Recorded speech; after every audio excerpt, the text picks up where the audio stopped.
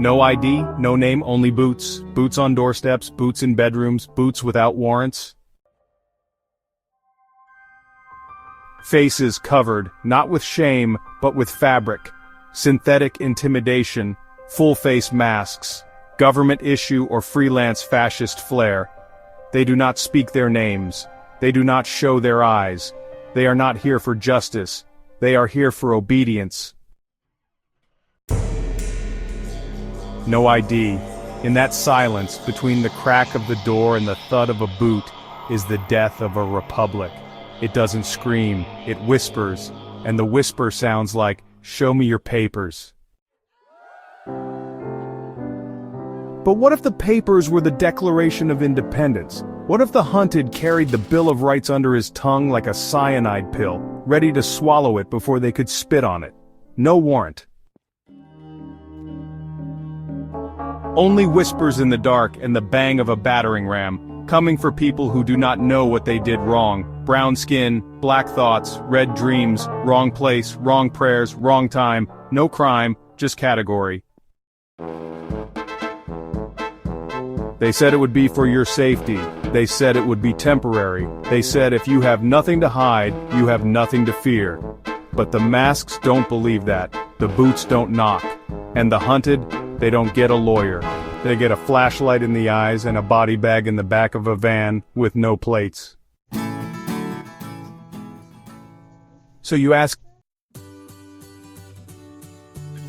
when does the hunted become the hunter? He doesn't wake up one morning and decide. No, it's slower, like erosion, like a river carving through centuries of stone. It begins the third time they come to your neighbor's house, and you hear a scream, but no news reports. It begins the day your father is taken and the local sheriff shrugs like it's weather.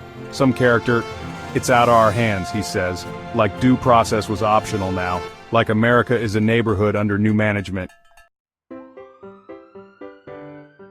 It begins the night you stop praying for justice and start planning for survival, not because you want to, because you have to, because someone has to. The hunted becomes the hunter when the story flips, when the one running stops, not out of exhaustion, but out of fury, when the one hiding no longer fears being seen, because now they know the ones looking aren't gods, they're cowards in Kevlar, they're shadows who melt in sunlight. The hunted becomes the hunter when the lie of safety is smaller than the truth of dignity. When the last tear is shed and the last friend is dragged into a van for the crime of being there.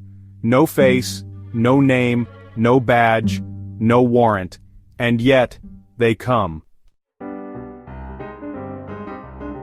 So the hunted studies them, studies the rhythm of the raid, the pattern of patrols, the shape of their arrogance, and then, the hunter is born. Not with bloodlust, but with resolve. Not with cruelty, but with memory. The memory of a flag that used to mean something. The memory of a constitution, not as a relic in a museum, but a living document now rolled up and used to club the innocent. The hunter doesn't wear a mask. He wears his father's name, his daughter's face, his ancestors' warnings. He doesn't knock down doors, he opens minds. But if forced to fight, he fights like one who remembers. He remembers the names they erased, the voices they silenced, the warrants that never were. And he doesn't forget. He can't forget, because forgetting is how the hunted stayed hunted for so long. The hunter builds, not a militia, but a movement. Not a bunker, but a broadcast. Not a vengeance, but a vision. A new declaration. Not of independence from kings, but from cowards in camouflage who mistake compliance for consent. Because the real mask isn't on the soldier, it's on the system. The system that tells you this is normal, that it's fine, that it's legal. The system that takes the Bill of Rights and uses it for target practice. You ask, what happened to America? The better question is, what are you going to do about it? Because silence is permission, silence is complicity, and the boots keep coming, and the vans keep filling, and the names keep vanishing. Until one day, someone knocks back. One day the hunted tracks the hunter. One day the camera watches the watcher. One day the people stop begging for freedom and some characters start demanding it. With pens, with voices, with truth.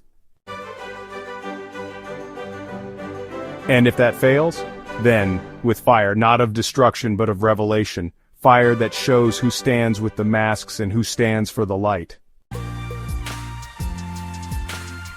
When does the hunted become the hunter? When he stops running, when she stops asking, when we stop waiting.